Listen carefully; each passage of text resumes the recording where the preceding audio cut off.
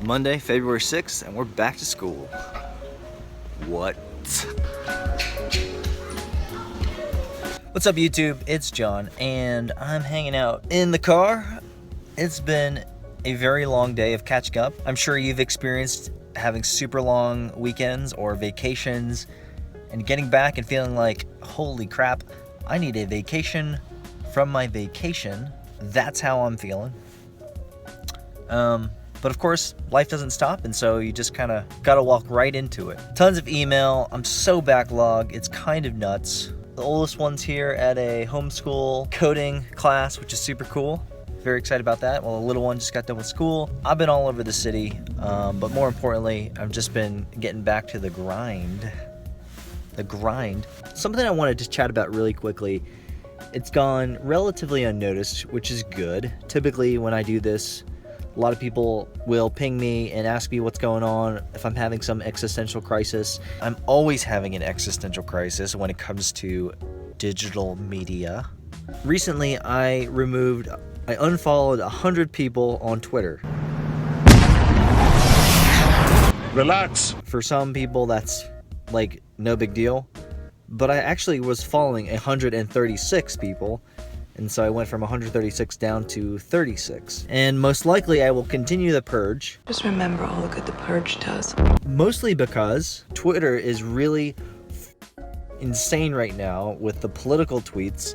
It's gotten so out of hand that I cannot deal with it. I already wrote about this publicly on my blog about how Twitter is super depressing. There was something a few days ago from Tools of Titans. Seth Godin mentioned about us being able to choose the things that we want to digest, us being able to choose the things that we want to read, and brought up this idea of FOMO, which I'm not a super fan of, or I don't really struggle with that as much as I think other folks do. I realized, holy crap, I am digesting so much that I just need a break. And so it was literally that morning after I read Tools of Titans where I went ahead and unfollowed about 100 folks. Again, the purge will probably continue. I purged to keep my country great. Now, why does this matter? Why does this matter for you and I? Why does this matter? Why should you care about my Twitter purge? Why should you care about any of these types of things? Well, you probably don't, to be honest. But I think there's something very powerful about spending the time to reset, spending a moment to take a look at everything that we're doing, regardless of whether we deem it positive or negative, and just observe. If you can, for a moment, step outside of your own body, not physically, of course, but mentally, and just saying, okay, what's going on here? What am I doing? And is that okay? I've done this many times over. For those who've been following me for a while, I will go on these massive purges, do a hard reset, not just like a soft one, but a seriously hard reset to reassess everything that I'm doing with a particular product or tool or social media outlet or social network, because I want to understand if what I'm doing is, one, valuable to me, two, is healthy, and is three, associated with number one,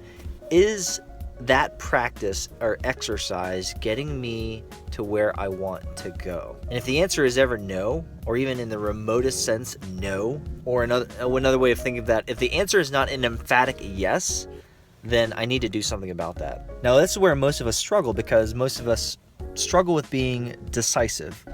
My wife struggles with this a little bit. Actually, she struggles with this a lot. My wife struggles with this a bunch. She wants to know everything about a decision before we make the decision. And the times where she has had some of the most significant breakthroughs, and I would venture to say have the most fun, is it when she makes decisions with less of the information that she feels she needs. Or in other words, she's able to make critical decisions with a very small amount of information. A really great example is this past weekend when we went down south for 4 days on a whim, literally, to Disneyland and Universal Studios. And we had a ton of fun. And it was a last minute decision that she and I made that I'm pretty comfortable with, but she needs to figure out all of the logistics, generally speaking, before we make such a large decision. But we had a great time. So even she knows that doing things differently, or assessing the way that we behave or the actions that we take and the decisions that surround that action,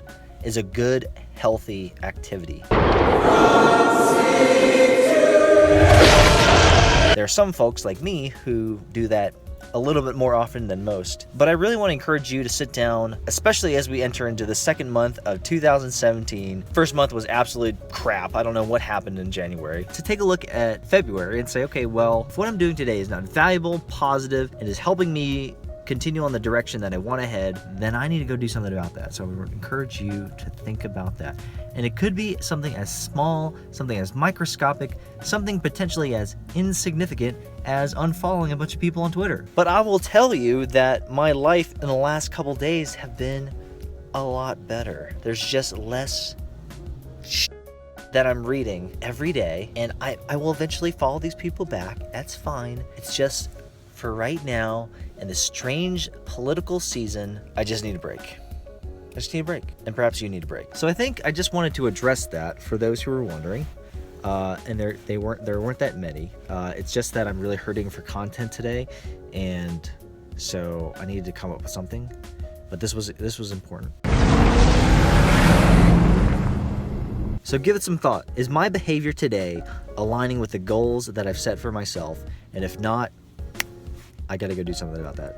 Eventually. Hey, so if you happened to catch the live stream, that was my bad. I was experimenting with it tonight before the girls went to bed and went live. So thank you for those people who jumped on and told me that I was live streaming. That was pretty embarrassing. Here's some footage of it. As you can see, I actually didn't even figure out how to put the audio on, which was fine because the girls were acting a little bit crazy, but managed to share my screen, my desktop, my FaceTime camera, and so I think I'm going to continue to experiment with it. But seems pretty cool. We'll see what I end up doing with it long term. Otherwise, it was a neat experiment. I'm the type of guy that doesn't mind trying something live fire testing, and we'll see how it works. But that's all I got for today's vlog, and I'll see you guys later.